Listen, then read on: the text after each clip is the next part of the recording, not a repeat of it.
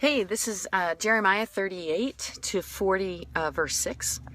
And this is, again, more drama from Jeremiah. He's lived quite a life. And there are some days where I just think to myself, please, God, don't call me to be Jeremiah.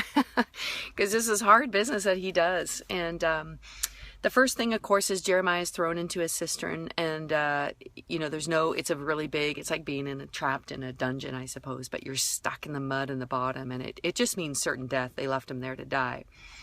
And then there is this character, a beautiful guy, obviously of faith, who doesn't want to see a prophet mistreated. And he goes to the king and sort of says, what are you doing? And he gives him permission. It's Ebed-Melech. He's a Cushite and an official. And he rescues Jeremiah from death and brings him into the palace and cares for him.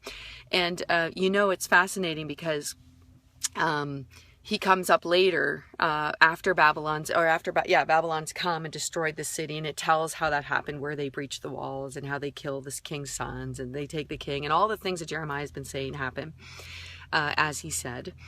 But the Lord talks to Jeremiah and tells him to tell Ebed-Melech that he's going to be okay, because it says that he trusted in God.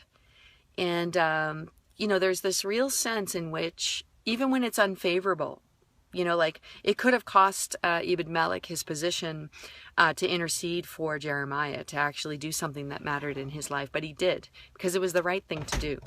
And I think there are times in our lives where to do the right thing and to stand with the right people is costly. And it doesn't always work out like this. I mean, it could also work out in judgment too, but it does sometimes. And we can trust God even in the midst of things and do the right thing, regardless of what it's going to cost us. And that'll matter in the world.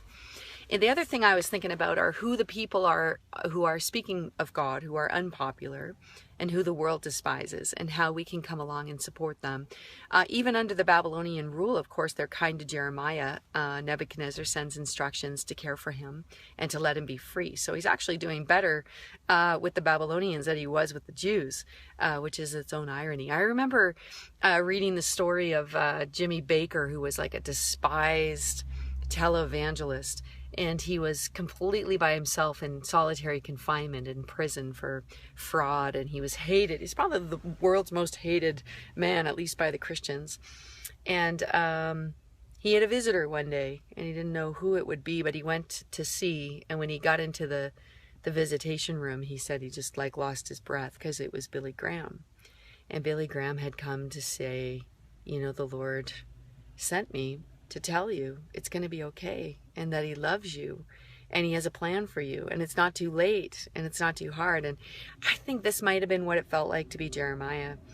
Even though Jeremiah hadn't really done anything wrong, I think just to have somebody come and say, I see you, and I won't forget you, and I'll take care of you, is a beautiful reminder that God will never give us more than we can handle. So if you need to hear that today, God sees you, and he knows who you are, and he knows where you're at, and he's got a plan for you. Hang in there and trust him.